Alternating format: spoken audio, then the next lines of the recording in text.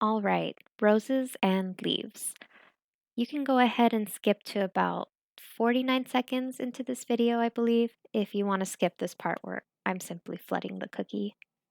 But here I'm using the thicker outline consistency and the thinner flood consistency. There's really not much to it. I will say, at least for me, and I think it's because I don't let my icing rest after I've made it, I get a lot of bubbles in my flood consistency when I make it this runny. Um, I have to make sure that if any bubbles arise, I pop them, just like what I'm doing right now. You can't really see it, but I see them, and you got to pop them or it'll dry and it'll look weird. So here I'm going to get some pink.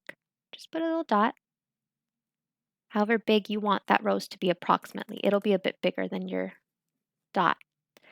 But now you're going to start swirling it around.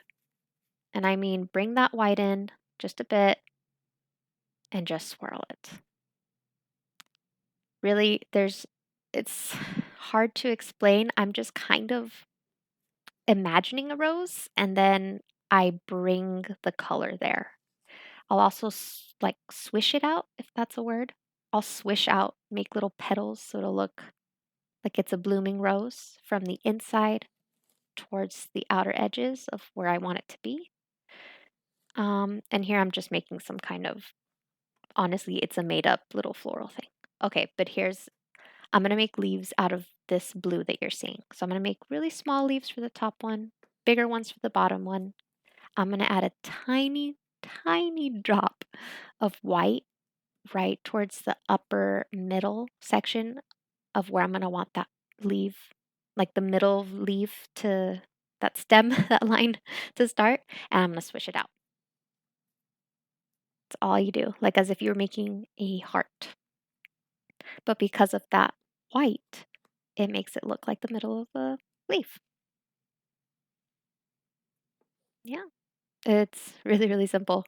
I love doing that. And roses are never going to be perfect, right? So I didn't plan how the rose was going to look beforehand. I just kind of did it. And because these are how roses can look, anything's acceptable. And I thought they turned out really pretty.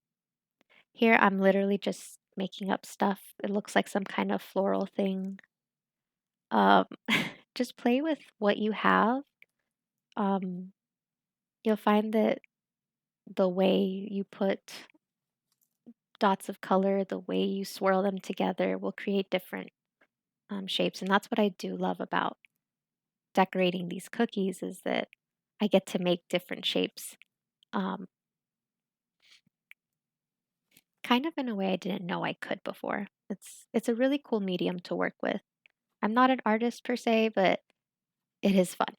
I do recommend. So there we go.